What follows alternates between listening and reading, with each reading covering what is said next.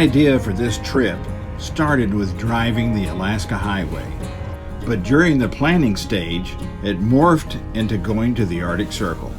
The road started out paved, but rough, and when we hit the Dalton Highway, there was not much paving, which was good as the unpaved road was smoother. My sister and brother-in-law flew to Fairbanks and joined us for 9 days in Alaska. The map showed it was just under 200 miles from Fairbanks to the Arctic Circle, and the same distance back, which we drove in 1 day. We figured since it was daylight for over 20 hours this time of year, we would not have to drive at night. There was construction happening on a large section which, when finished, will be a great road.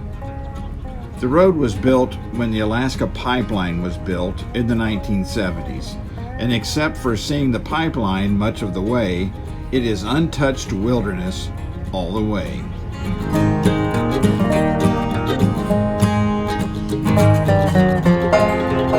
Along the way, we crossed the Yukon River, which at this point is like crossing the Mississippi River.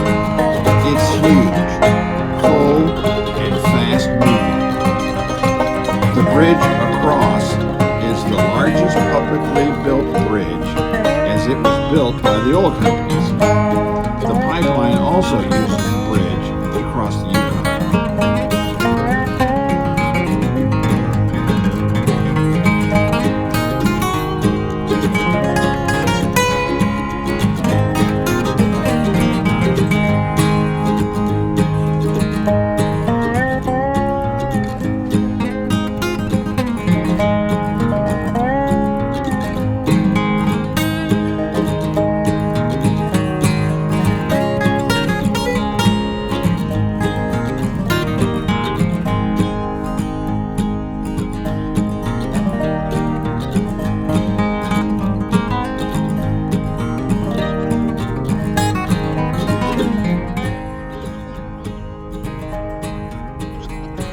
Just across the river was the only civilization on the trip, a restaurant and a gas pump.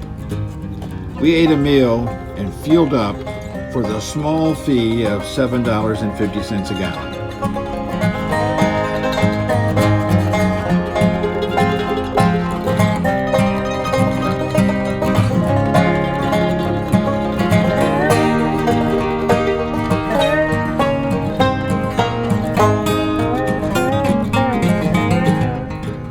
After 6 hours or so, we made it to the Arctic Circle.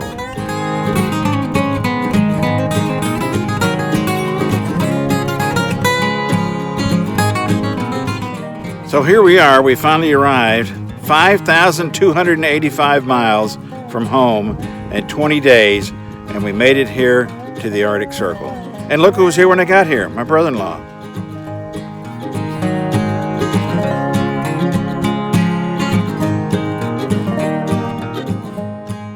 The Forest Service gave us a certificate saying we crossed the Arctic Circle.